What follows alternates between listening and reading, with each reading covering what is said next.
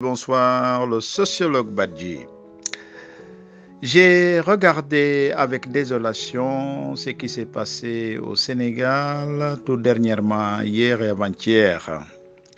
Et j'ai écouté d'autres interventions où, par ignorance, beaucoup de personnes qui sont les détracteurs de l'opposition se mettent à dire que les dirigeants de l'opposition, et en visant expressément Ousmane Sonko, les personnes ou les dirigeants de l'opposition sont des personnes qui suscitent la violence. Je dois ici faire une intervention pour préciser l'inexactitude de ce reproche, bien plus l'inversion que représente ce reproche quand on prend la notion de violence dans toutes ses dimensions pour bien montrer que cette violence est subie par le peuple et c'est parce que cette violence est subie au niveau psychologique, émotionnel, économique, professionnel, que ce peuple-là ne peut plus supporter ne pas avoir un horizon de vie, ne plus avoir une vie qui peut promettre moyennant l'effort et le travail. C'est ce sentiment-là d'être dépouillé de leur droit de nationalité qui constitue la violence psychologique la plus redoutable, qui génère la violence émotionnelle, dont la violence physique n'est qu'une conséquence lointaine. Autant dire que si l'on veut s'attaquer à la violence, si l'on veut la désamorcer, il faut commencer par lutter contre la violence psychologique qui est l'exclusion d'une grande partie de la population des droits de vivre dignement, des droits de prendre profit des richesses de la nation dont ils sont issus et qu'ils constituent au même titre que tout autre citoyen sénégalais. À ce sujet, je dois préciser que lorsque l'on subit de telles violences et qu'il n'y a plus d'horizon de vie, il n'y a plus de perspective qui fasse sens, les personnes sont tellement démunies que pour elles, vivre dans cet état de démuni est plus pénible que de mourir dignement dans un combat pour la dignité, dans un combat pour la justice. Et à ce sujet, je dois préciser qu'il y a des effets de langage auxquels il convient de faire très attention pour ne pas être accusé injustement d'être quelqu'un qui incite à la violence physique. Il faut d'abord, comme j'ai dit, préciser aux gens le processus des instances de la violence. La plus grave, la plus violente, la plus dure à vivre, c'est la violence psychologique, le sentiment d'être exclu du droit de vivre dignement en travaillant dans et pour son pays. La deuxième, c'est la violence émotionnelle, ce sentiment de ne pas être important parce qu'on ne prend pas part à l'édification de son pays par un travail. La troisième, c'est la violence physique qui n'est que la conséquence des deux premières. Lorsqu'on est donc dans ces états-là, il faut surveiller son langage pour éviter les effets du langage que certains utilisent pour manipuler d'autres ou pour les anesthésier ou anesthésier leur conscience et les rendre à jamais endormis, comment nommer autrement la démagogie. Lorsque j'entends dire que Ousmane Sonko devrait pouvoir laisser tomber, cela serait beaucoup moins violent. Eh bien, je dois dire aux gens que, ou quand j'entends dire qu'on a peur que Ousmane Sonko arrive au pouvoir, je dois dire aux gens que vous devez écouter les communications d'Ousmane Sonko. Pour savoir quoi? Pour savoir que pour lui, il est clair que l'accès au pouvoir présidentiel n'est pas une fin en soi. Ce n'est pas une carrière qu'il embrasse pour je ne sais quelle gloriole ou je ne sais quelle richesse.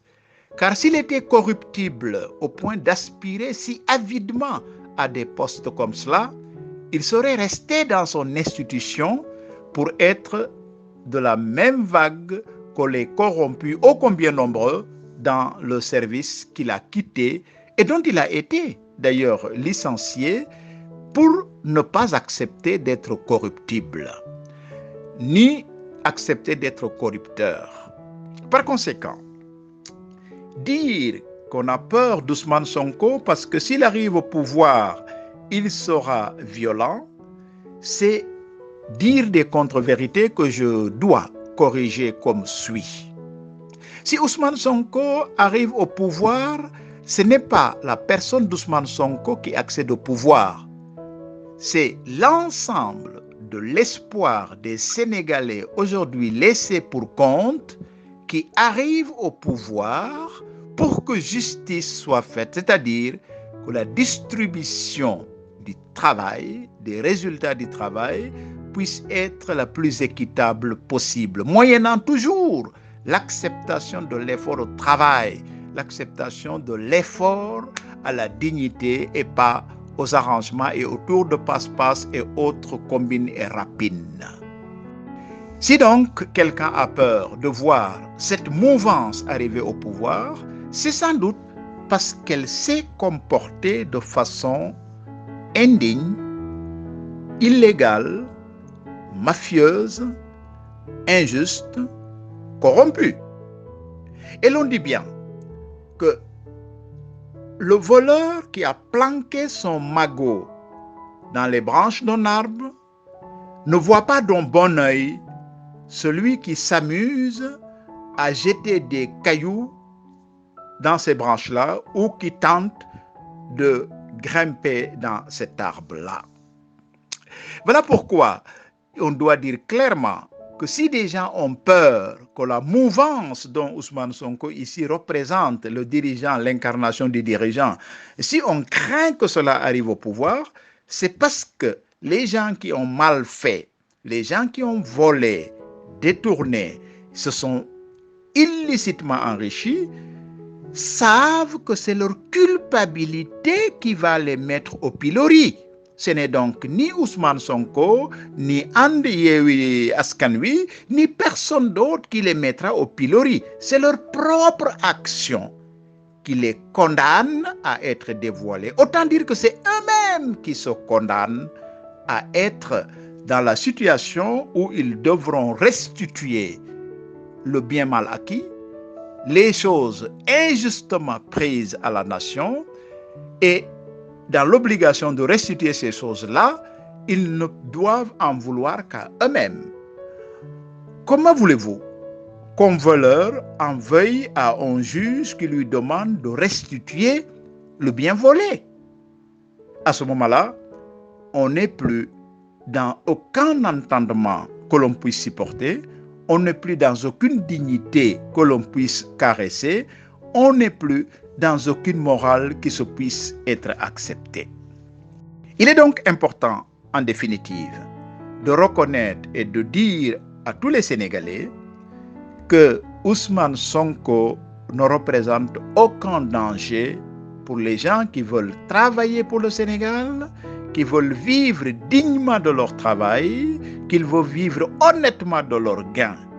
Mais l'arrivée de la mouvance de And Yewwi Askan Wi, le groupe de Ousmane Sonko Pastef, cette mouvance-là arrivant au pouvoir sera pour tous les malfrats comme une lampe que l'on éclaire dans un coin où des voleurs étaient planqués. Le voleur en veut aux lampes. Il a une colère viscérale contre les lampes. Or, les lampes ne font que leur mission, n'accomplissent que leur nature. Elles ne sont pas là pour dévoiler quelqu'un, mais elles éclairent. Et quiconque est dans la droiture est plutôt heureux de voir cet éclairage.